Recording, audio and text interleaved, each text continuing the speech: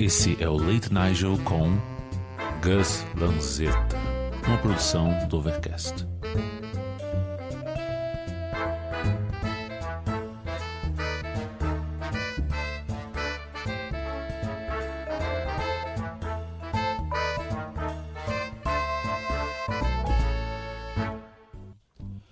Bem-vindos a mais um Late Nigel com Gus Lanzetta. Eu sou Gus Lanzetta.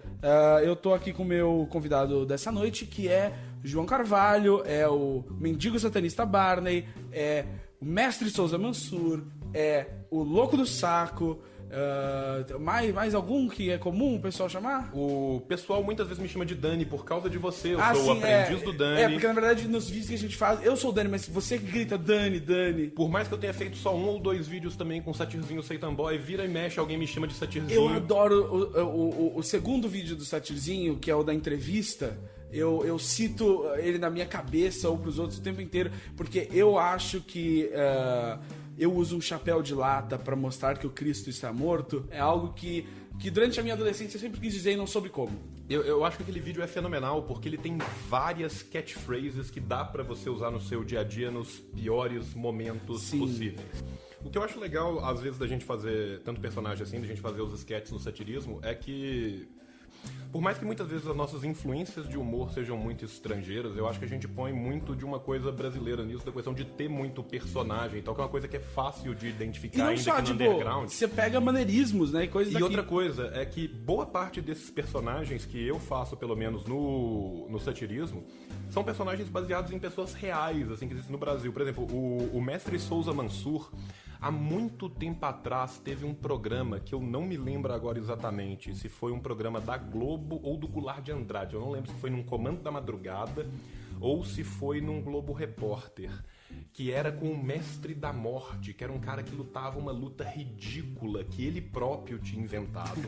E ele tinha só um discípulo, que virou a criar no Dingo Dingo, que é feito pelo Rafael Mordente. E o discípulo era basicamente um coitado que acreditava piamente que aquilo que ele estava ensinando de fato era muito superior a qualquer outra luta. E durante esse programa, que é mais ou menos um documentário dele, rola uma luta contra um cara de MMA, porque o mestre fala o tempo inteiro: se eu lutar contra um cara de MMA, eu vou destruir ele. E ele tinha umas pegadas loucas, tipo, ele só encostava 3 dedos no pescoço e o pupilo dele caía duro no chão e tal. Sim. Só que quando rola a luta de fato com o cara quebra ele. Do MMA, o cara do MMA esmaga o maluco. Esse cara é brasileiro? Em 15 segundos. Esse cara é brasileiro. Esse cara... mas eu acho que eu tô confundindo com outro cara que eu vi, que eu não lembro se era... Eu acho que não era brasileiro, mas ele tinha vários seguidores. E que o negócio dele é que ele começou com uma variação do Aikido. E que o negócio... Que ele tinha um golpe em que ele dava um passo pra frente, fazia tipo meio que um sem encostando a cara.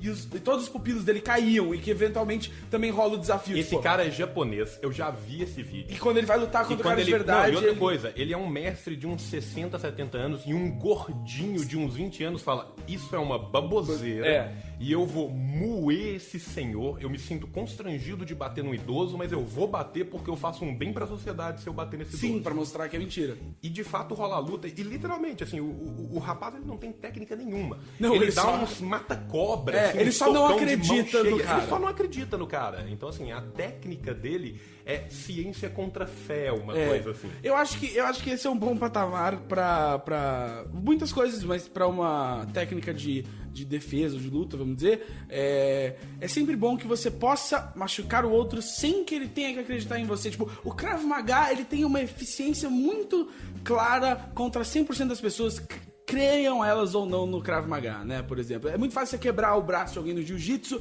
mesmo se a pessoa não acredita em jiu-jitsu. Sim, exatamente. É porque, tipo assim, o Krav Maga ainda é uma coisa especial no mundo das lutas, porque o Krav Maga é de longe a parada mais desleal e louca que existe no mundo. Ela não é uma luta que daria... Tipo, não tem campeonato de Krav Maga. Não tem campeonato de Krav Maga, mas porque ela é feita também pra imobilizar e pronto. O israelense usa o Krav Maga. O Krav Maga vem de Israel. Faz sentido do exército. Literalmente, eles são treinados, o exército israelense inteiro, em Krav Maga. E Krav Maga, se você for pensar, é tipo assim, é quebrar o nariz do cara pra trás pra ver se entra no cérebro, é dedada no olho, é soco no saco. É eficiência. É eficiência. Então, assim, você bate aonde dói. É igual um babuíno lutando. Ele arranca o seu saco, morde a sua jugular. Morde a sua jugular e depois ele come seu olho. Tá. Me parece justo. E o olho me parece um requinte. Porque às vezes se ele erra o saco, ele vai no olho pra você não conseguir ver ele. Onde Mas ele a tá, ele jugular, conseguir hein? fugir. A jugular é o principal. E o Satirzinho, cara, esse é um caso muito engraçado que eu acho que eu nunca contei, que vale a pena. O Satirzinho é baseado numa pessoa, tá? Que era uma figura do black metal nacional. Eu, durante muito tempo, tive banda de black metal e tal. E nos idos da década de 90, antes das redes sociais, a gente tinha o Palace e tinha o Mirk. No Mirk existia um canal que chamava Black Metal, onde tinha essa figura que era o vocalista da banda Mystifier, que era uma banda de Salvador, na Bahia, que era o Lorde Beelzebub. Um pouco clichê, mas eu entendo, naquela época... Aí beleza, de qualquer jeito, o Lorde, que era Lorde... como é que era? Você sabe se ele ganhou esse título da coroa? Não, eu não sei se o não... título de nobreza dele era... de fato... Talvez ele seja só um Earl, não seja um Lorde, não sei exatamente. Mas tinha mais alguma coisa, ele chamava Armando e era Lorde Black Goat Beelzebub, lembrei. Black Goat, Black Goat Beelzebub. Já adiciona uma dimensão, hein? Já adiciona uma dimensão pra ele. E eu no Mirk, eu sempre fui muito zoeiro, assim, tal. Aí o meu... Eu acho que se tem uma aspa sua que vai sair dessa entrevista, que eu no Mirk era muito zoeiro. E no canal de Black Metal, o meu nome no canal, eu usei 2 nicks durante o tempo do canal. Primeiro, eu usei Lorde Baratazagon von Baratazagoff. Ok. Pra, explicitar pras pessoas que aquilo era brutalmente ridículo. E aí, quando o Armando virou pra mim e falou assim, o seu nick, Cabrito, ele não tá à altura do resto dos nicks que nós temos aqui. E ele você falava tem assim, que ser sério. Ele falava assim, e ele é uma mistura do Armando, eu vou contar depois com outro cara que chamava Bruce Lee dos Santos, que é fenomenal. E aí o Armando falou, seu nick não é sério. Eu falei, beleza, eu vou fazer um nick sério agora pra você. E aí eu fiz Lorde Banana Boat Boizebu, em homenagem a Black Goat Beelzebub. Sim. E aí eu fui banido do Mirk e do Black Metal. Mas o Armando tem uma história maravilhosa, que é o seguinte, tinha uma banda lá em Belo Horizonte, chamava Hansenity, alguma coisa assim, eu esqueci agora, tem muito tempo. Mas tinha essa banda lá em BH, e esses meninos foram tocar na Bahia, acabaram fazendo uma amizade com o Armando, e o Armando começou a trocar carta com os caras. E o líder dessa banda chamava Han Priest. Han, me perdoa se estiver ouvindo, eu tô esquecendo o nome da sua banda agora. Se eu lembrar em algum momento até o final do show, eu vou falar. Acho que o Han entende. Faz tempo. E o Armando mandou uma carta pra ele, cara. E literalmente, eu vou citar a carta, que essa carta virou um épico em Belo Horizonte.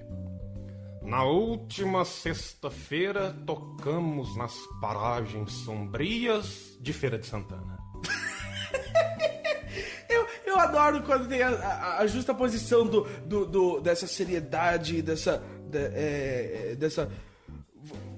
do ritual que os góticos e os caras do black metal têm, só que em algum momento eles têm que citar elementos do mundo real que não se atém à medievalidade e à seriedade extrema deles. Então é tipo isso, assim, como aquele vídeo que a gente viu em que o cara tá interpretando o H.R. Giger e ele chama o Honda Fit dele de It's the anti-Pope mobile with the rack for the bicycle.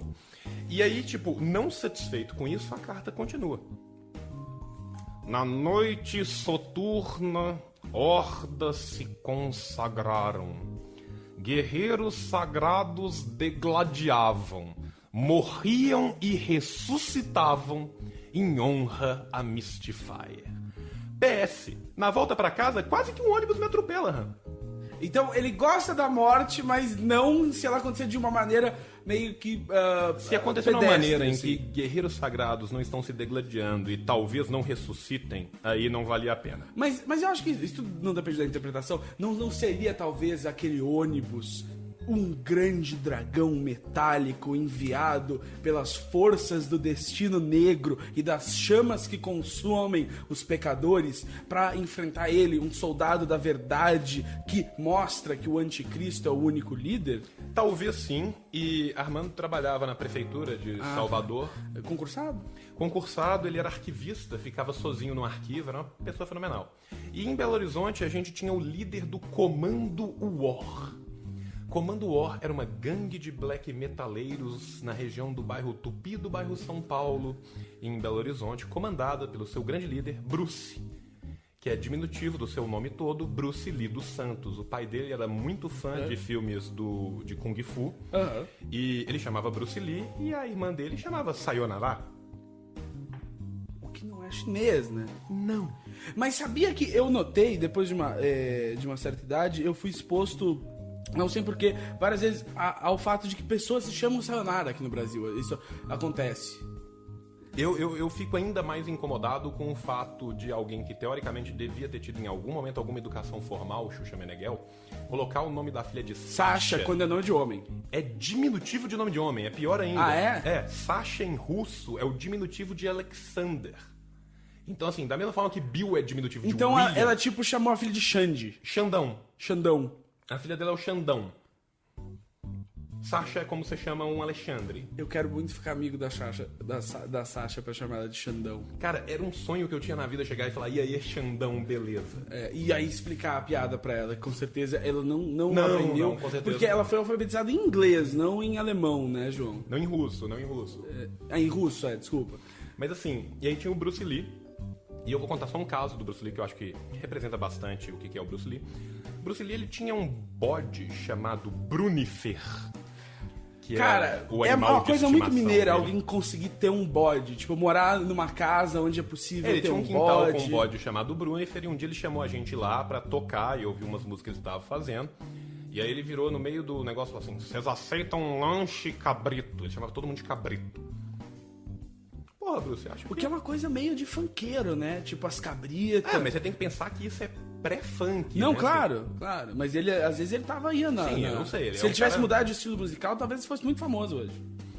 E aí a gente falou, pô, Bruce, aceitamos sim, pô, por que não? Bruce sai correndo pro quintal, a gente não entende porque ele não foi pra rua, né? Porque Ele matou o bode. Ele fosse comprar alguma coisa, não. Ele pula a cerca da casa dele, entrando na casa do vizinho. Assalta a geladeira do vizinho. Não é nem uma árvore, um pé Não. de nada. Não, é a geladeira. É a geladeira. Ele volta da geladeira do vizinho abraçado com uns danetes e uns chamburcis. Coloca em cima da mesa e fala: "Aê, cabritada, gostosuras e guloseimas!" E acabou que o Satirzinho Satan Boy virou uma junção disso tudo aí. Como era, tipo, a sua vida de João antes de você ser qualquer uma dessas outras alcunhas? Cara, eu acabei virando uma dessas alcunhas muito cedo, porque a UDR hoje já tá com 11 ou 12 anos de idade. Sim. E eu tô com 30, então foi mais ou menos assim. A gente começou a fazer show da UDR mais tarde, mas a gente começou a criar as músicas antes de fazer os shows. Então, assim, quando eu tinha 15 para 16 anos, que eu tava no segundo ano do segundo grau, eu fiquei muito amigo do Pazuzu, que é o cara que faz turma do Thiaguinho, né, no satirismo. É o homem que tá sempre falando desse mitológico Thiaguinho. Exatamente. E o Pazuzu, nessa época, tinha uma banda com o Mordente, com o Skrill, que, né, faz vários personagens, faz o Querendo de Godinho, também é do satirismo. E essa banda deles chamava Anal Creation. Uhum. E eu tinha uma banda com um colega meu, o Douglas, que chamava Jaspion Rules. Eu gostei do nome dessa banda. Obrigado. E a gente tinha músicas muito parecidas, então assim, ele tinha... E mais ou menos nessa época, a gente escreveu quase que a 3, 4 mãos, Nicolau Red Cancer. Que acabou virando um clássico do underground de Belo Horizontino, que foi quase que um pontapé pra UDR. E nessa época eu era muito ligado mesmo na cena black metal, e aí os meninos fizeram o bonde do pentagrama invertido. Uhum. E eu fiquei puto com isso, eu falei, porra, velho, você tá zoando black metal, tal. Naquela época adolescente, eu levando as coisas sérias e tal. Porra, você tava ainda muito ligado ao Bruce Lee e ao Armando. Sim, e aí eu falei, porra, cara, tá zoando black metal, que vacilo e tal. Ele falou, não, cara, você tem que entender, é um lance muito legal de zoar, tá, vamos escrever umas músicas juntos e tal. E aí a gente escreveu junto, e nesse momento eu e o Mordente, a gente ficava muito tempo na internet de madrugada, na internet de escada, no chat da UOL. Uhum. E no chat da UOL a gente entrava na sala evangélica e começava a fazer rimas pra ver qual que era a pior rima com crente que a gente conseguia fazer na época, era a nossa diversão da madrugada. Sim. E foi daí que nasceu o Bonde de Jesus, de uma compilação de rimas feitas no chat da UOL. Muito bom. E aí, tipo assim, mais ou menos... E isso a gente espalhava na época, literalmente assim, de pessoa a pessoa. A gente gravava, às vezes, até em disquete, ia passando um pro outro e tal. Pra você ter ideia, o primeiro demo do Anal Creation foi gravado numa fita de secretária eletrônica na casa do Pazuzu. Olha que... Hoje em dia seria muito hipster. Isso na época totalmente hipster, limitação... na época era literalmente, tipo, o que a gente tem que grava aqui? Sim. E aí, tipo, a gente passava essas músicas, as músicas começaram a crescer no underground, até que finalmente alguém virou e falou assim, pô, eu queria que você fizesse um show. A gente só tinha 3 músicas na época. Sim. E a gente falou, pô, pra fazer um show de pelo menos 15, 20 minutos, a gente tem que ter pelo menos 4 músicas. E aí nessa época a gente juntou, gravou o Bonde de Jesus. Nessa época ainda era com o Mosca saiu e depois entrou o Porquinho. E aí com o Porquinho a gente criou a primeira música, os 3 juntos, Sim. que foi Vômito Podraço. Aham. Que era pra esse show, que era pra fazer o primeiro show, tinha que ter uma música que os 3 participassem ao mesmo tempo. Sim. O Porquinho trouxe o funk do Pantro, que ele já tinha feito em casa, e ele criou o Vômito Podraço. E a gente só conheceu o Porquinho porque nessa época o Skrill namorava uma menina que a melhor amiga dela namorava o Porquinho. E foi assim que começou as alcunhas. Então, assim, eu comecei a ter uma alcunha, na verdade, já no 2º grau. Então, assim, é uma coisa que eu tô acostumado há muito tempo. Sim, mas eu digo assim, como é que era, tipo...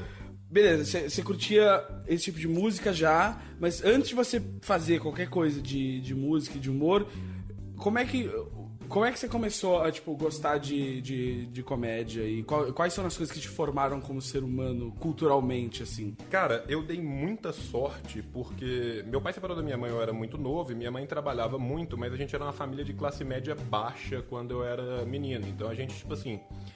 Todo o dinheiro que minha mãe ganhava basicamente ia pra me colocar num colégio decente, pra eu não ter que estudar num colégio público, porque os colégios públicos da região da minha cidade eram muito falidos.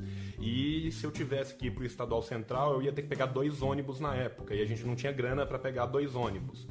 Aí, com isso, tipo assim, minha mãe falou assim, não, eu prefiro trabalhar 3 horários e estudar num colégio bom. Aí eu fiz um teste pra um colégio bom, passei e tal. E mais ou menos nessa época, eu tinha uns 10 anos de idade, o meu bairro virou o projeto piloto da NET em BH, da TV a cabo. Então todo mundo do meu bairro ganhou TV a cabo de graça. Sim, pra espalhar, né? Tipo, Pra espalhar. isso é legal, você deve... Isso é legal. Tal. E eles já pensaram uma coisa meio assim, vou colocar num bairro que tem classe média baixa e classe média média, porque os ricos têm condição de comprar e o hype vai chegar, eles vão falar assim, vamos vender nossos laserdiscs e comprar essa porra. Sim.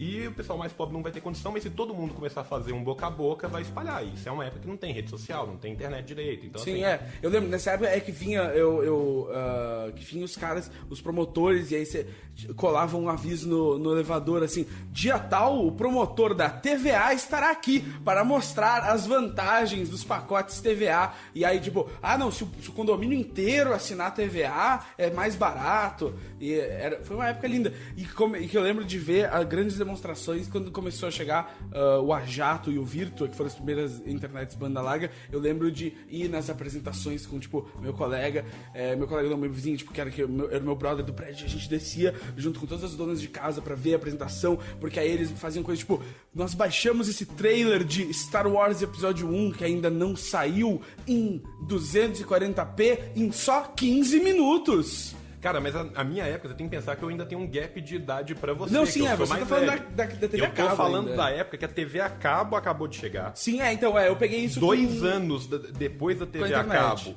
o meu vizinho, 1 ano antes, ele tinha comprado um 286.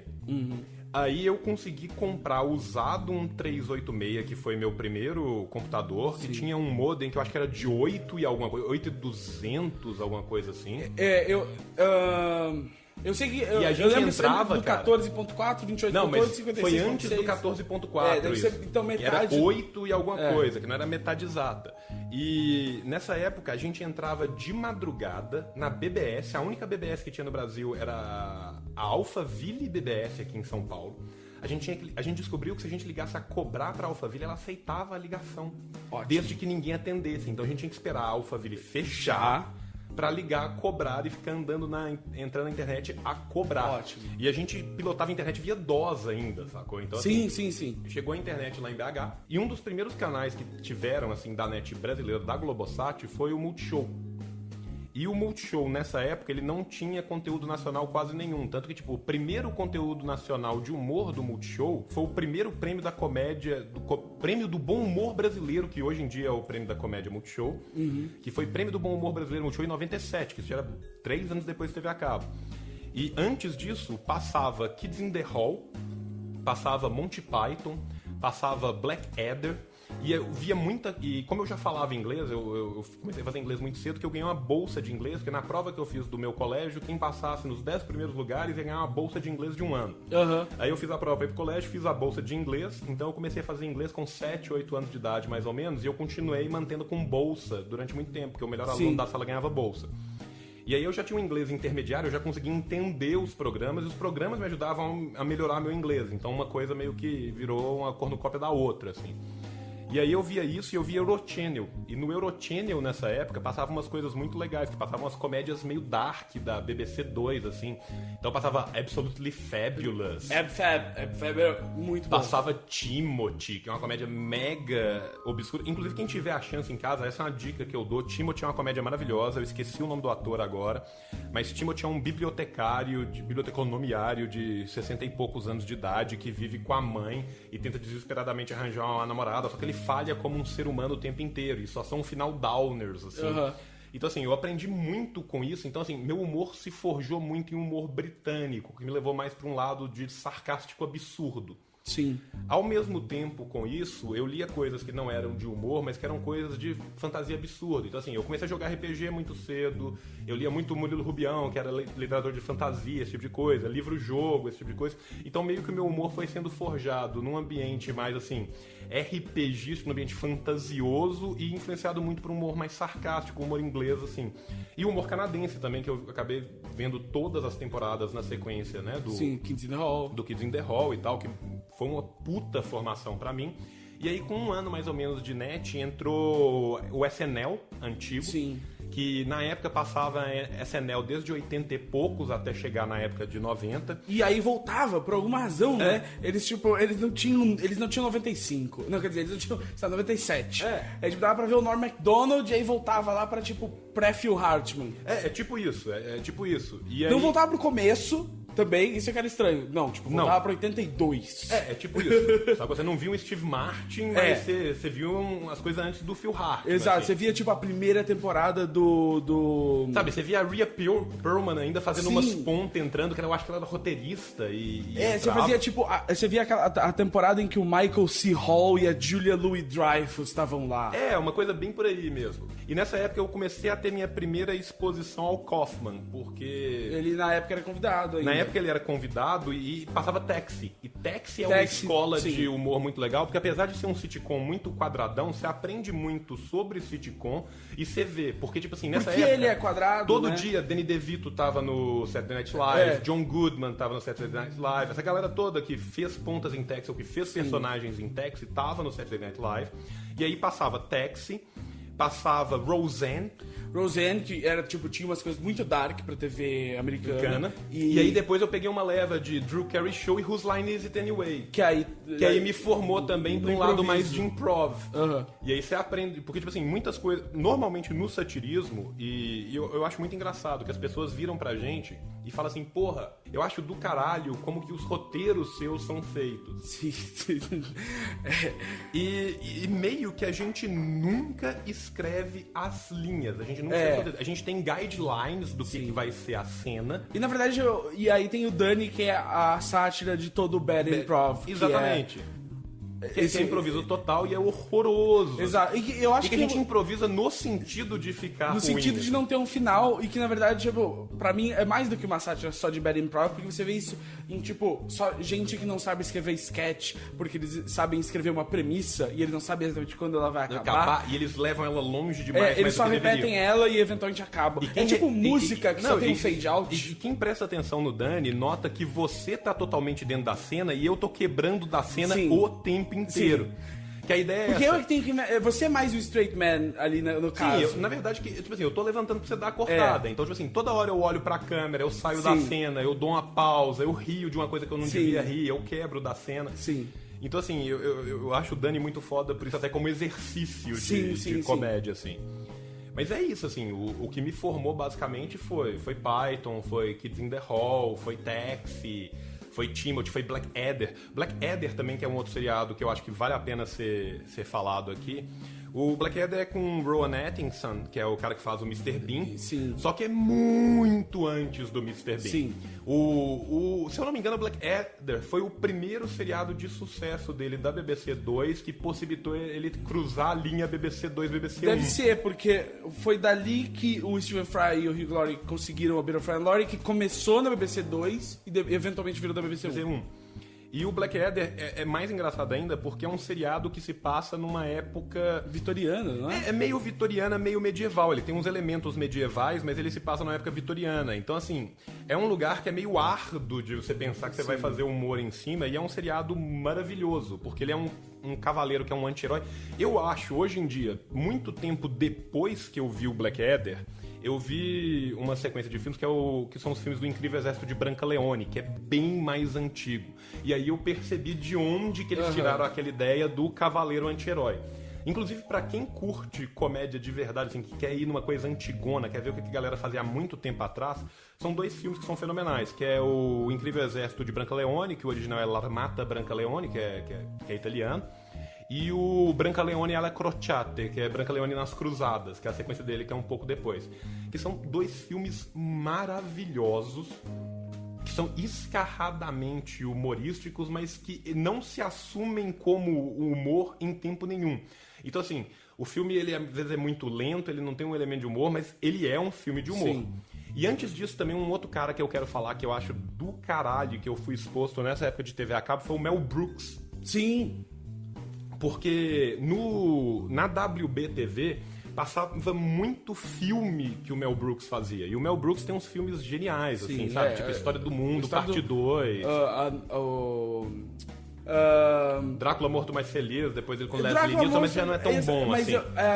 Ele e o Gene Wilder era uma ótima dupla mistura. fenomenal, assim. E aí eu lembro que Esse da História do Mundo, parte 2, é um filme que... Parte 1. Parte 1. Não, se eu não me engano, o filme chama parte 2, mas nunca tem parte 1, não é isso? Não, eu tenho aqui. Tem parte 1, mas porque tipo, ele não tem nenhuma outra parte. É isso, então, é isso. Eu lembrava que tu tinha isso. É porque parte 1, porque começa a ter a maravilhosa cena que Abraão desce. Não é Abraão, é Moisés.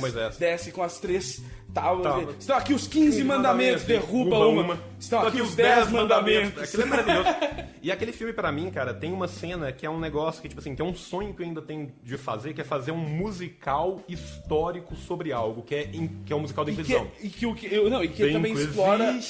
What a show, The Inquisition. E ele explora no... The Producers. The Producers. Que é isso, que é Os o produtores. negócio que eles descobrem que eles vão lucrar mais se eles conseguirem investimento fazer uma peça, só que ela tem que fechar na primeira semana e eles guardam o resto do dinheiro. E eles tentam fazer a fórmula do pior. E quem for atrás do The Producers, veja a versão original. Eles fizeram um remake. O remake é horrível. É horroroso. O remake, não faz jus eles pegaram... É porque o The Producers virou um musical na Broadway depois. E aí eles pegaram o elenco do musical, que é um bom elenco, que é o menino que fez o Ferris Bueller, qual é o nome dele? Cara, eu não tô conseguindo lembrar. E o cara que fez todas as dublagens do mundo, que fez Gaiola das Loucas, Rei Leão, que eu tô tentando lembrar o nome dele. São dois grandes atores que a gente não consegue lembrar o nome, mas infelizmente essa produção não chega perto do original. E eu tive uma coisa depois que foi um prazer incomensurável na minha vida, que eu consegui ver The Producers original no cinema.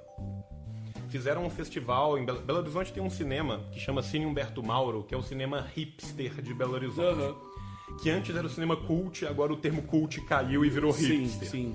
E assim, Porque os cults ficam em casa porque eles têm telecine cult agora e eles têm 60 anos. Sim, então assim, o Cine Humberto Mauro, como ele sabia que, tipo assim, ele é uma coisa que tem um dinheiro estatal que entra lá, que é do Palácio das Artes e tal, e ele sabe que ele meio que, o rolê dele se vira independente de virar ou não. Sim. Então eles não precisam de views pra poder manter o rolê. E talvez se você vai ver um lançamento da Disney, você não vai fazer isso lá e você vai no shopping. É tipo isso, porque não vai passar lá, entendeu? Exato. Então, assim, que é o que vários dos cinemas menores aqui faziam e lá antes eles de fechar. fizeram um festival meio tipo assim, coisas de humor e coisas que são de humor, mas não são de humor. Aí passou os Brancaleone, passou os filmes do Mel Brooks, passou umas coisas mais antigas, assim. Passaram uns exploitation que são brutalmente engraçados sem querer ser engraçado. E eu tive esse prazer de ver The Producers ao vivo. E o Mel Brooks é um cara que me marcou muito, assim, também nessa época, porque na WBTV passava as coisas do Mel Brooks. Então foi isso que me formou. A questão da improvisação também, eu aprendi demais vendo Whose Line Is It Anyway. Inclusive, se alguém tiver a oportunidade de buscar, pra mim, um episódio que é maravilhoso do Whose Line Is It Anyway, que é marcante e é muito legal porque é um cara que já tinha deixado de fazer comédia nessa época, era um cara muito sério, e voltou pro Whose Line fazer, que é o Robin Williams, que morreu há pouco tempo. Sim, o episódio dele de Whose Line é incrível, assim. É incrível, incrível. E ele é muito tempo fazer improv, cara. E eu lembro especialmente de um momento, assim, tal, que, tipo assim, os caras falam assim, tipo assim, scenes from a hat, cenas de um chapéu. A primeira experiência mais bizarra de todas. E o Robin Williams faz um monólogo de uns 3 minutos falando de como ele comeu a própria avó. E o Drew Carey fica abismado com isso. E o Colin Mockery gasta uns 5 minutos pra voltar pro programa, que ele não consegue parar de rir. Sim. E esse é outro comediante fantástico, que às vezes é muito... Assim, as pessoas não conhecem tanto. Você me apresentou há pouco tempo o Popetone, que é aquele gordão é Popetone o nome dele? Não, Eric Pepitone. Eric Pepitone, que eu achei o cara fenomenal. Sim. E ele me lembrou um pouco o estilo do Colin Mockery. Aquela coisa de, tipo, velho, cansado, desesperado. E o Colin Mockery é um cara fenomenal. E quando eu vi o Whose Line, eu comecei a correr atrás um pouco dessa ideia de exercícios de improvisação. E aí, nessa época, mais ou menos, eu descobri um cara que eu fui rever ele na televisão 10, 11 anos depois no Community. Que é aquele careca que faz o diretor, que ele era do Groundlings. O Jim Rash. Isso, ele é do Groundlings. Sim, ele começou no Groundlings e ele é... Pouca gente sabe... Que, bom, acho que agora mais gente sabe... Nessa época já ele tinha ganhou um internet. Oscar já. Ele é um dos roteiristas daquele filme do George Clooney em que ele é um viúvo, que ele perde, que a mulher tá morrendo, que eu não vou lembrar. The Descendants. Ele foi um dos roteiristas e ele ganhou o Oscar enquanto interpretava o diretor aquele bissexual, louco, apaixonado com furries, Sim. que é uma coisa maravilhosa, assim. E nessa época eu fui correr atrás de Groundlings. E eu consegui umas coisas do Groundlings na internet e tal. E é outra coisa que eu recomendo muito, assim, pra quem curte improv. Sim, os grandes grupos de improv lá que formaram... E o Groundlings muitas vezes não é tão engraçado, mas você aprende muito com os caras. Assim. É legal ir atrás, às vezes, só tipo, de descobrir, assim, quem veio de lá. E aí você... Porque aí você talvez não conheça alguns. Porque, tipo, sabe, o Groundlings e o Second City são famosamente, tipo, as escolas de improviso que criaram o Saturday Night Live. Assim, tipo, você vai pro Second City sabendo que, tipo... eventualmente alguém do Saturday Night Live vai chegar e falar assim, então, chegou a sua hora ou de ser roteirista ou de escrever. Gostou desse cara e desse cara. Sabe? E aí, tipo assim... E hoje em dia, depois desse tempo, assim, tem algumas séries mais atuais, algumas já até acabaram, assim, que eu acho que são séries, assim, fenomenais pra formar a pessoa, pra pessoa entender as coisas, assim. Que dentro delas, eu falo do Community, porque eu acho que o Community é uma aula de roteiro. O Dan Harmon eu acho que é um dos melhores roteiristas que existem. Eu acho o Community uma aula de roteiro, e eu acho o 30 Rock uma aula de tudo. É uma aula eu acho, de surrealismo que me lembra uma vibe do surrealismo britânico dessa pegada tipo a Bill Friend Laurie e tal. Que eu falo assim, umas séries mais mainstreams, que você consegue achar ou no Netflix ou no Amazon, pra você conseguir. A Bill Friend Laurie você consegue ver no Netflix e 30 Rock também. Netflix americano, né? Pra quem... não, é porque tem muita coisa da BBC que eu sei que tá no brasileiro, então eu não sei se essa é uma delas. Eu não sei se tem no brasileiro. O 30 Rock eu sei que tá no brasileiro. Então, o 30 Rock é incrível. E quando eles tentam fazer os episódios ao vivo também é muito legal. E o simples fato de como eles se apoderam da figura, tipo, por exemplo, do Alec Baldwin pro próprio personagem, é uma coisa que é muito legal. Que tem outros seriados que fizeram isso. E é um seriado que eu acho que foi fenomenal, assim, também, pra levar à tona a genialidade do Tracy Morgan. Eu acho o Tracy Morgan um cara fenomenal. Que era subutilizado no Saturday Night Live. Totalmente subutilizado no Saturday Night Live, mas ele tem coisas no Saturday Night Live que são simplesmente geniais. Sim. Ele tinha um programa de entrevistas, cara, que assim, não era um programa de entrevistas, era um programa de entrevistas muito seccionado, que era de animais, assim, que era o Brian Fellow Safari Planet. Sim, eu lembro. Que ele falava com os bichos. Ele falava com os bichos, ele via os bichos falando com ele e tal, e era do caralho e tal. E do Saturday Night Live mais antigo, se eu for recomendar um sketch, eu recomendo o Dana Carvey, cara. O Dana Carvey veio do Second City e era um dos monstros do improv, assim, de criar personagem de improv. Ele é incrível, assim. Tipo Church Lady, o Garth, o próprio Garth. O outro que veio do Second City e era muito bom, o Chris Farley. E que o Chris Farley, ele faz... O melhor personagem dele talvez seja ele mesmo no Chris Farley Show, que era um programa em que ele entrevistava pessoas que ele gostava e ele não conseguia entrevistar elas. E aí o episódio mais famoso é com o Paul McCartney, não sei se você já viu, que aí o Paul McCartney é convidado e aí ele fica... You were in the Beatles! Ele tá só, tipo, super animado e todo mundo fala, tipo... Não, aquele era o Chris. Aquilo era só como ele era. E aí, tipo... E ao mesmo tempo era um cara que conseguia... que interpretou um personagem maravilhoso que pouca gente sabe. Foi criado pelo Bob Odenkirk, que é o Saul Goodman do Breaking Bad, que é o Motivational Speaker, que ele tem uma... Puta, cara, o Motivational Speaker... I live in a van down by the river! Cara, o Motivational Speaker é uma das coisas mais maravilhosas e é muito bom. do e, mundo. E que usa um dos e ele sabia usar muito bem a questão física dele. E aí um dos artifícios que ele mais utilizava com esse humor infantil dele, que ele usa nesse personagem, é... Põe um paletó pequeno demais em mim. Uma coisa que eu acho bem legal, assim, desses caras, cara, que é uma coisa extremamente complicada, é que, por mais que a gente tenha coisas que a gente goste muito e coisas que a gente acredite muito, chega um momento que você tem que ganhar dinheiro de alguma forma. Então, tanto eu quanto você, a gente já escreveu para projetos que a gente não necessariamente acredita no projeto. Sim. E você tem que conseguir colocar algo seu ali dentro. E quando você coloca algo seu ali dentro, cara, é um pequeno statement que você faz pra sociedade, que é tipo assim... Pode não ficar 100% o meu projeto, mas se ficar 10% o meu projeto, vai ter algum menino que hoje em dia tem 14 anos que vai ver aquela merda e vai falar, porra, eu quero fazer isso. Caralho, eu quero fazer isso. Sim. E uma coisa que eu quero abrir aqui também, e pra falar, tipo assim, também teve coisa de TV brasileira que foi muito bom. Tem coisa nacional que é muito bom, que às vezes a gente fala assim, 700 nomes americanos, 400 nomes britânicos, 32 canadenses e 14 australianos e não fala um brasileiro. Então, tipo assim, eu tive um prazer na minha vida que foi poder acompanhar a TV Pirata ao vivo. É, eu só fui ver passando no Multishow. E, por exemplo, assim, a morte do Barbosa foi algo que parou o Brasil como se fosse um final de novela. Sim, e ela faz uma das coisas que eu mais gosto até hoje, assim, desde que eu vi pela primeira vez que eu quebrar a quarta parede. A primeira temporada é maravilhosa, mas não tem tanta produção. A segunda temporada é o auge, porque tem bem produção e os roteiros são bons. E o elenco ainda é bom. A terceira temporada decaiu e foi uma merda. Muda muito o elenco. Mas também, tipo assim, eu sei que... Mas, tipo, é a última coisa. Foi incrível quando eu descobri assim, que a Débora Bloch foi boa, sabe? O Guel Arraes brigou muito pelo TV Pirata na TV Globo e o pessoal não queria o TV Pirata por vários motivos diferentes. Então, assim, eles sabotavam o TV Pirata de todas as formas possíveis e imagináveis.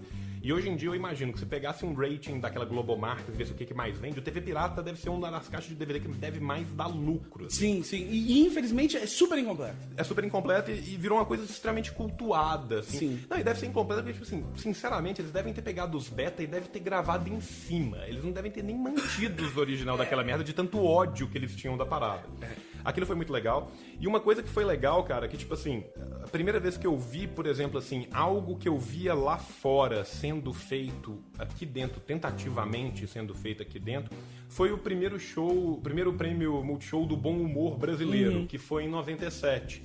Que os caras hoje em dia são caras muito consagrados e que às vezes eles ficaram demodê porque aquele humor que era Cutting Edge em 97...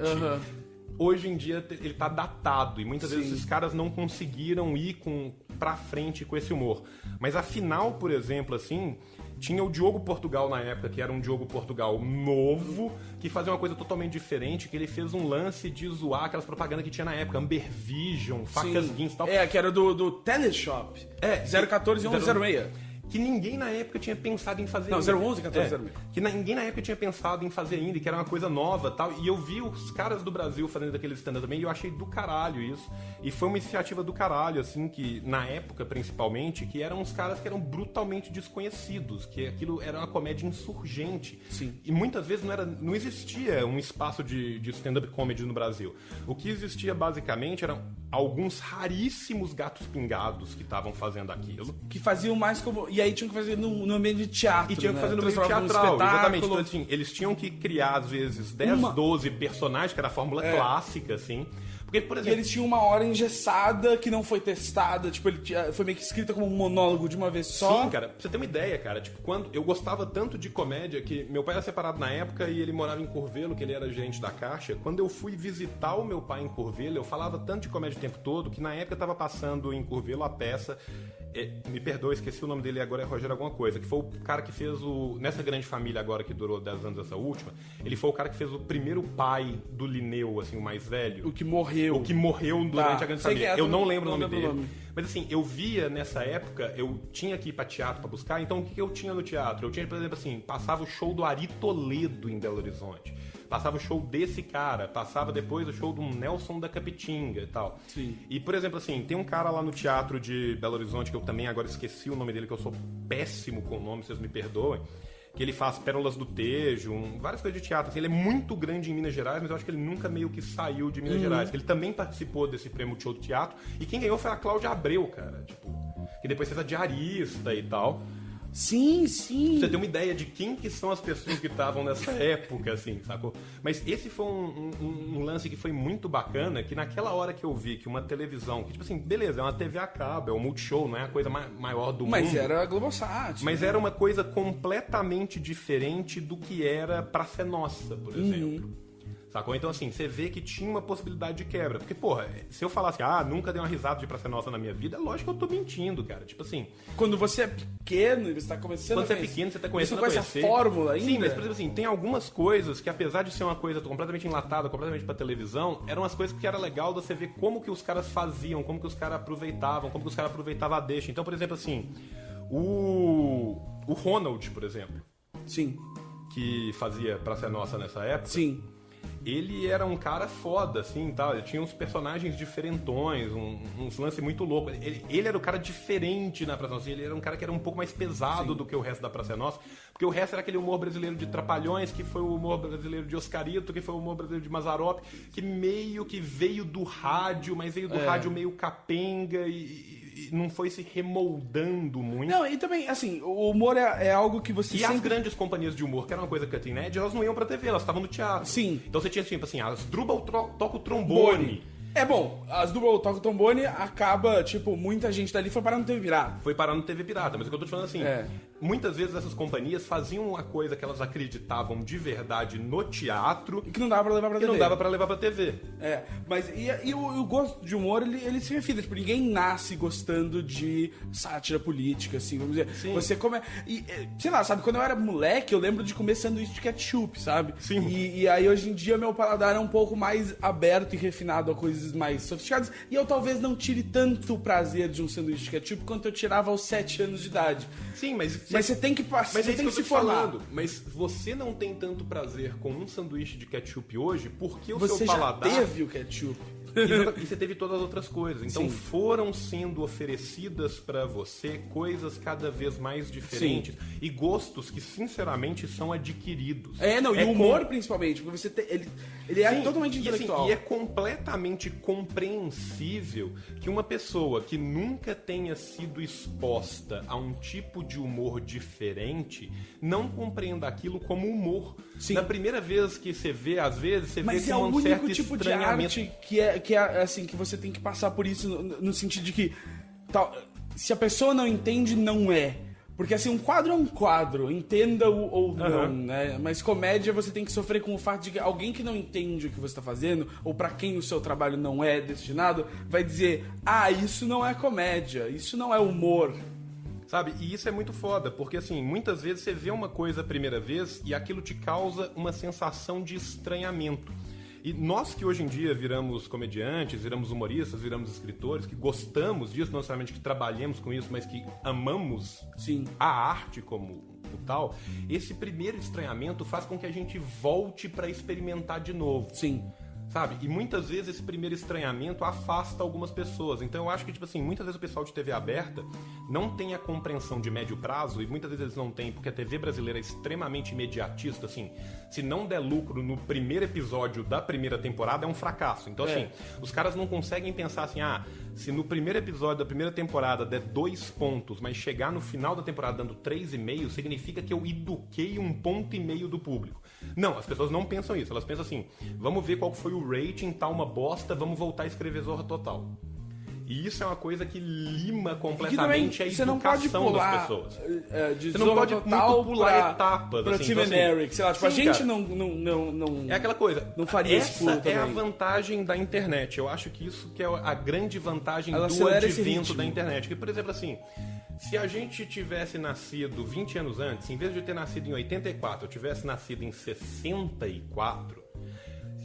pra fazer um grupo satirismo, como Em satirismo, 94, por exemplo, em né? A gente tá em 94, 2014. Se eu fosse fazer um grupo como satirismo, por exemplo, a partir de 90, 92, eu não ia ter uma plataforma pra fazer, porque é estranho demais até pro próprio teatro. Exato, a internet permite que todo mundo bote lá, e eu acho que também, assim, ela torna o nosso ritmo de consumo muito mais rápido. Então, muito mais rápido você aumenta o seu paladar. Não, e você aumenta o seu aprendizado, que é aumentar o seu paladar, que é exatamente isso. E isso eu acho fenomenal. Então, por exemplo, assim, é óbvio que se eu for pra uma TV aberta, cara, eu acho, por exemplo, assim, vou dar um exemplo, o Adnet na Globo. O Adnet chegou pra fazer o Dentista Mascarado, que foi um fracasso total, que é muito ruim. Agora, se você pensar pela ótica do Adnet, o que acontece é o seguinte, o cara vai pra Globo, aí oferecem pra ele um projeto da Fernanda Young e do marido dela, que foram os caras que escreveram os normais. Exato. Então, você imagina, porra, vai ser bom. Sim. Só que aí tudo deu errado. Em compensação, quando ele faz o outro programa dele... O que ele fez depois, agora que vai voltar, inclusive. O Tá No Ar, que vai Tá No voltar Ar. agora pra segunda temporada. Sim, é a coisa mais próxima ao TV Pirata que a Globo fez desde então.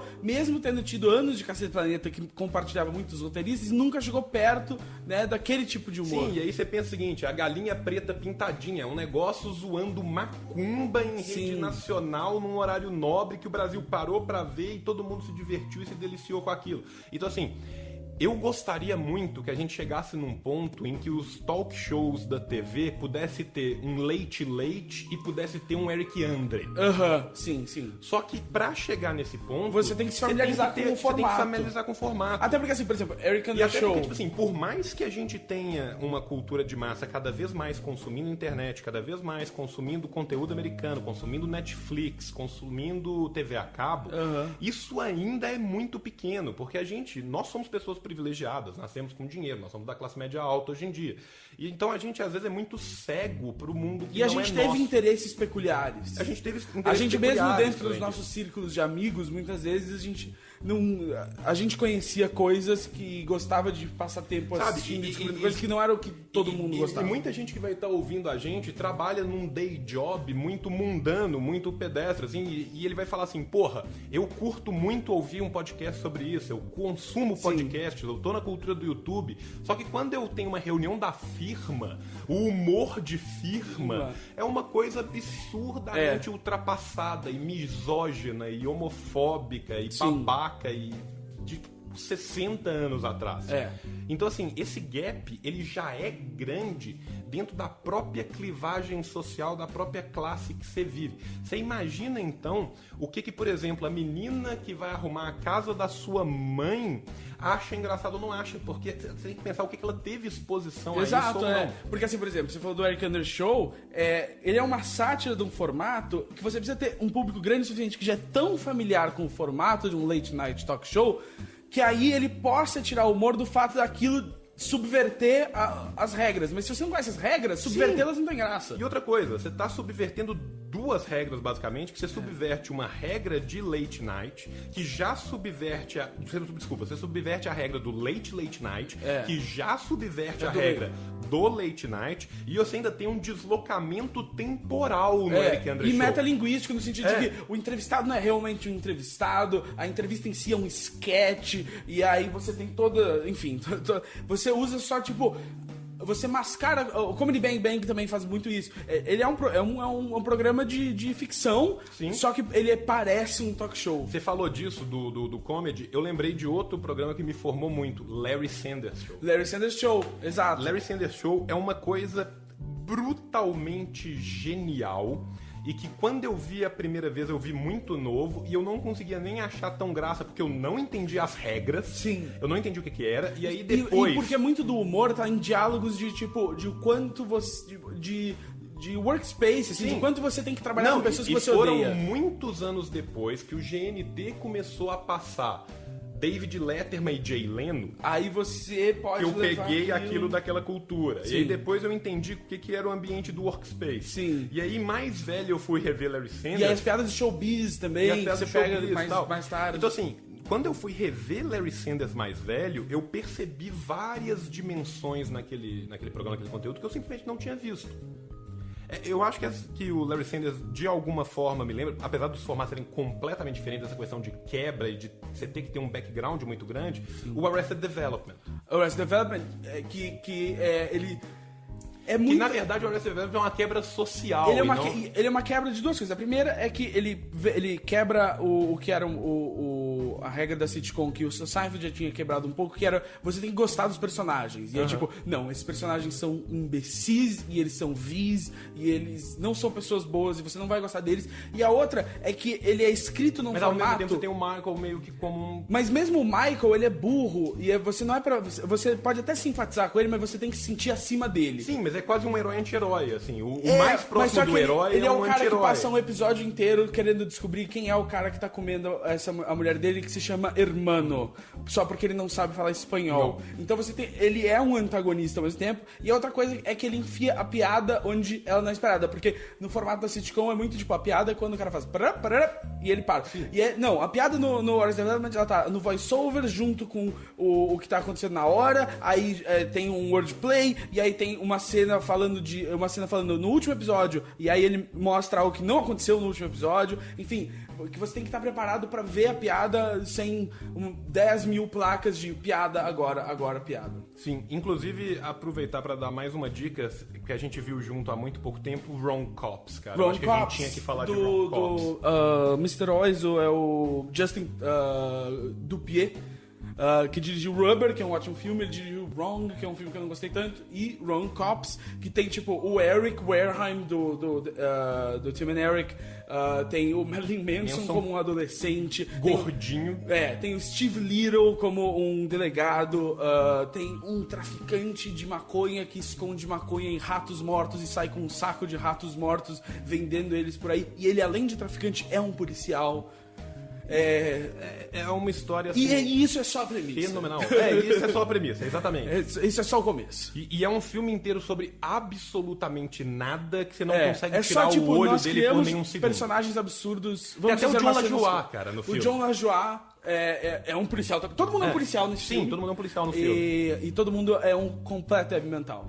E o outro cara que eu acho muito foda, que é um cara de cultura de internet também, que quem não conhece, por favor, faça esse favor a você mesmo, que é o John LaJoie, que é um cara que agora tá migrando pra televisão, tem 3 temporadas. Não, o The League tá na 6ª temporada agora, mas é que é um seriado pouco assistido e tal, mas ele faz pontas em outras coisas e tal, mas o John LaJoie é um cara bacana, canadense aí também. Canadense também, e o John LaJoie é um cara genial, e as coisas que ele faz de internet são coisas que, tipo assim, 3, 4 anos depois todo mundo começou a fazer, na hora que você vai ver a data do vídeo dele, você fala assim, porra, caralho, esse cara é foda. O outro cara que começou na internet que eu acho muito bom é o Bo Burnham. Nossa, fenomenal. Ele teve um seriado agora na MTV que durou uma temporada muito bom, que era uma sátira de reality shows, que é um adolescente que se forma no colegial e quer ser famoso, então ele pega o dinheiro que seria pra faculdade e paga uma equipe pra produzir um reality show dele. E é muito legal, e os álbuns dele são muito bons também. Não, e o Bo Burnham, cara, eu quero tirar um momento especial pra falar do Burnham, cara, que são 2 caras que hoje em dia são caras que eu acho que é os 2 que eu mais vejo hoje em dia. Que se eu fosse pegar, tipo assim, 3 stand-uppers, assim, que são caras que, tipo, eu sou completamente apaixonado por todo o trabalho deles, é o Burnham, é o Minchin e é o Bill Hicks. Eu sei que no Bill Hicks a gente tem uma discrepância aí, mas é o seguinte, o Minchin e o Burnham são 2 showbiz men, assim. Eles são músicos também. Eles são músicos, e é isso que eu ia te falar, eles são caras... É que o Tim Minchin nem faz stand-up, né? O Tim Minchin faz só música. O Burnham, ele mistura nos shows um pouco. Mas o Tim Minchin, ele tem uma coisa que, tipo, além dele ser... Eu não sei se você sabe disso, mas o Minchin foi eleito um dos 10 melhores pianistas vivos. Ele tem um assim. talento incrível. Ele tem um talento, assim, digno de Savan, um talento quase de Rain Man, assim. E o Tim Minchin escreve coisas maravilhosas. Então ele tem coisas que são crítica social em written poetry, por exemplo. Que são maravilhosas. O Burnham, se eu tivesse que separar alguma coisa de tudo que ele fez, cara, eu separaria Art is Dead. Art is Dead, eu acho que é incrível. Que Art is Dead, cara, basicamente todo mundo que trabalha nesse meio e trabalha nesse meio por realmente amar o meio e não por falta de escolha, é impossível. Sente uma pontada no coração. Você ver aquilo e não sentir uma pontada e falar assim, tudo bem, agora finalmente descobriram que eu sou uma fraude. Exato. Uma coisa que eu vou falar aqui, eu não sei se alguma das outras pessoas que são comediantes já falaram aqui, todo bom comediante, todo bom roteirista, toda boa pessoa que trabalha com humor ou que trabalha com comédia tem certeza absoluta que ele é uma fraude completa e que ele vai ser descoberto a qualquer momento. Mas a gente coloca uma persona e tenta evitar que as pessoas percebam a fraude que nós mesmos sabemos. A gente basicamente acorda todo dia e fala assim, ainda tá funcionando, ok. Go with it. E é algo que eu já vi, por exemplo, o Penn Jillette do Penn Teller falar, e é uma síndrome psicológica comum até, que é a síndrome do impostor, que é a que você acredita que talvez um dia a polícia da fama ou a polícia do sucesso, vamos dizer, vai bater na sua porta e dizer, desculpa, essa vida era pra outra pessoa, e você vai dizer, ah, claro, faz todo sentido. Eu sempre soube. Eu sei onde é a porta. E a gente entrou nesse papo todo por causa do Burner, Art is Dead. Procurem isso. Se você não fala inglês, procure legendado. Tem Art is Dead legendado em português. E o último cara é um cara mais antigo, então ele acabou se tornando mais ou menos obscuro. Não é a nova geração, basicamente ninguém. E ele morreu meio cedo. E ele morreu muito cedo, que é o Bill Hicks. O Bill Hicks, ele é um cara que me ajudou muito na questão do humor e me ajuda muito também na questão de formação política, porque numa época que o humor norte-americano, ele era muito de ou blue collar, ou de direita, ou mesmo quando era mais libertário, era uma direita libertária. O Hicks era um cara mais contra a cultura, ele era um cara mais voltado pra esquerda, ele era um cara que tinha mais ligação com o movimento social. E ele era um cara que era mais voltado pra mensagem do que o humor de qualquer jeito. Do que pro humor em si. Então, assim, ele é um cara que me ensinou muito como que às vezes o momento do stand-up, ou o momento da comédia, ou o momento de escrever, pode ser também um momento de fazer uma crítica social, pode ser o momento de você colocar o seu pensamento. E ele vem logo depois que o Carlin acabou de entrar nessa veia e tal, foi tipo, o comecinho disso mesmo, assim. Então, assim, eu acho o Bill Hicks um cara muito foda. Quem tiver a oportunidade, ele é o cara que os tem álbuns dele. Um ótimo momento em que ele pergunta pra você, alguém aqui trabalha com propaganda? E aí uma pessoa levanta a mão, ele se mata agora, você não presta, você é um lixo. E por mais que eu já tenha feito trabalhos publicitários e eu tenho amigos publicitários que eu não preciso que morram, eu entendo exatamente o que ele quer dizer. Dizendo. Não, e ele é muito foda, tipo assim, ele é um dos primeiros caras que criticou abertamente religião e o sistema político americano. O sistema político americano, a ideia de como a economia americana é baseada na questão armamentícia, tem várias coisas que... Tipo, ele atacou várias ele é de uma causas americanas. Assim, e ele é de uma horda de pioneiros, ele não é o único, mas eles são parte dos caras que foram groundbreakers, eles não são nem dos caras que foram trendsetters. Eu não gosto do Hicks como comediante, porque eu acho que no geral, eu não acho ele engraçado pra mim, mas ele abriu portas importantíssimas pra caras que eu aprecio muito. Do mesmo jeito que o Lenny Bruce não é um cara que eu vou sentar pra assistir, mas ele é um cara importantíssimo pra comédia que eu gosto existir. Tipo assim, até por causa da minha visão política ser um pouco mais extremada que a sua, eu acho que eu gosto mais do Hicks por isso. Ele é um cara que fala pra mim, eu acho que é que assim, não, às vezes, mesmo quando eu concordo com o Hicks, é que eu não tô assistindo um show de stand-up pra aquilo naquele... Não, por exemplo, o Louis Black é um cara que faz, pra mim, uma crítica política muito, muito, muito forte e veemente durante o stand-up dele, que eu consigo ainda rir. Só que, tipo, o Hicks ainda não. Eu sei, mas é isso que eu tô te falando. Eu acho que, por exemplo, assim... Mas o Black não existiria sem o Hicks. Eu consigo rir mais do Hicks do que você consegue rir do Hicks, exatamente porque, às vezes, eu entendo os ambientes similares, análogos que ele frequentou, a questão de mentalidade política que ele frequentou, alguns autores que nós temos em comum, de onde que ele teve que sair. Então, assim, eu acho que a minha ligação com o Hicks é muito mais pessoal, às vezes, com a sua, o que torna isso mais engraçado pra mim e que, de fato, torna ele menos engraçado pra todos. Mas assim, ele é um cara que, quem curte... E ele é o cara que criou um ótimo lema na comédia, que era Less Jokes, More You.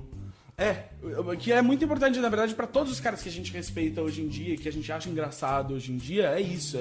É trazer essa identidade no humor, porque ele falava isso também sobre o fato de que o joke stealing, né, roubar piadas era um problema, e ele falava, tipo, quanto mais original, quanto mais você for, mais difícil é copiar você. E isso é uma coisa que eu acho que ele foi bem groundbreaker, assim. Teve caras que vieram depois dele que são os trendsetters, que são os caras que de fato vão tornar isso uma tendência, que só vão ser mais palatáveis. ele... Mas eles não existiriam se o Hicks Exato. não tivesse existido. E eu acho isso do Hicks completamente fenomenal. Então, assim, se eu tiver que recomendar alguém aí, eu vou recomendar esses 3. Que eu acho que são caras que são fundadores, assim. Sim. Uma última coisa que eu queria falar é que se você gosta do humor, do satirismo, eu queria recomendar um outro canal. Eu queria recomendar primeiro as coisas do Overcast que a gente já fez. Sim. Que são fenomenais. Se você, porventura, não conhece, ouça o Verdades Absurdas, que, tipo, é maravilhoso. Eu participo, o Gus participa, Sim. o Caio participa, tem muita gente boa, o Nigel tá lá, o Pedro tá lá. Ouça o Muito Amor, que é um programa João, que é apresentado eu por apareço. mim. E que, tipo assim, modéstia às favas, o projeto não é nem meu, o formato todo é do Nix, que é um cara genial pra essa questão de formatar os programas.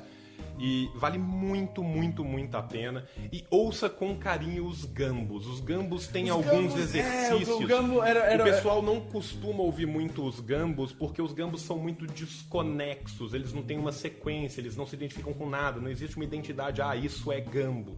Mas os Gambos têm coisas Ele era o lugar para as fenomenais. nossas ideias de sketches em áudio que a gente jogava junto, tem 5 minutos. Eu lembro que eu montei os 2 primeiros Gambos com o Nix e era uma lousa na qual a gente começava a anotar tudo que a gente tinha gravado, picotado com o tempo, e aí a gente começava a botar, e aí fazia, esse programa aqui ficou com 47 minutos. Não, então tem que tirar isso, botar nesse, e aí tem que trazer um de 3 minutos pra cá. Putz, a gente só tem um de 5, não, muito, então, tira. E aí era muito isso, era um trabalho de pastiche muito complicado, mas porque a gente tinha essas ideias desconexas o tempo inteiro. E finalmente eu vou recomendar um canal, que é um canal pequeno, mas são de caras que estão aí há 15 anos batalhando isso. Que tipo, se você gostava de revista Mad, o Brasil tinha a sua revista Mad brasileira que quase ninguém conhece, que era Quase. Que é um pessoal do Espírito Santo. E eles têm coisas que são... é um estado, né? Que é um estado, é um protetorado de Minas Gerais, na verdade, mas porque... é praticamente um estado. Desculpa para todo mundo do Espírito Santo que estiver ouvindo, todas as 2 pessoas. Que o pessoal da Quase, eles têm a TV Quase e tem vídeos fenomenais deles. Tanto os vídeos mais antigos, o primeiro e o segundo, são qualquer coisa de louco. E que as pessoas podem conhecer do último programa do mundo. Conhecem do último programa do mundo depois que o Furlan migrou ele pra MTV Sim. e tal. Mas assim, até hoje, o Falha de Cobertura, pra quem gosta de esportes, é uma coisa... Eu não gosto de esportes e eu assisto Falha de Cobertura. Falha de Cobertura é uma coisa genial. Um abraço pro Caíto, um abraço pro Daniel. O último programa do mundo é genial. Um abraço pro Juliano, um abraço pro Raul, que são programas do caralho e que vale muito a pena ser visto. Sim, eu fiquei muito feliz de poder trabalhar com o Furlan no... Ele aparece num dos episódios da sitcom que eu escrevi, que é um dos meus autorais. Eu apareço e ele aparece, então eu pude passar um dia no set com o Furlan, isso foi muito especial pra mim. Eu gravei há pouco tempo com o Furlan e o Furlan é uma pessoa maravilhosa. Ele é. Um beijo pro Furlan. Um beijo pro Furlan e recomendo a TV Quase. E agradeço mais uma vez a oportunidade. Eu agradeço você ter vindo. E aí, então, fica o teaser do próximo episódio com os temas que eu queria ter falado com você, que era como que esse garoto esquizofrênico, viciado em humor, virou um mestre em história medieval, depois um diplomata, depois como você lida com o fato de que você tem uma banda que recebe mais processos do que o Rafinha Bastos. Depois, como foi segurar tanto tempo essa veia de comédia até o satirismo rolar. Mas isso tudo vai ficar pro próximo episódio com o João Carvalho. E eu agradeço muitíssimo, um grande abraço a todos.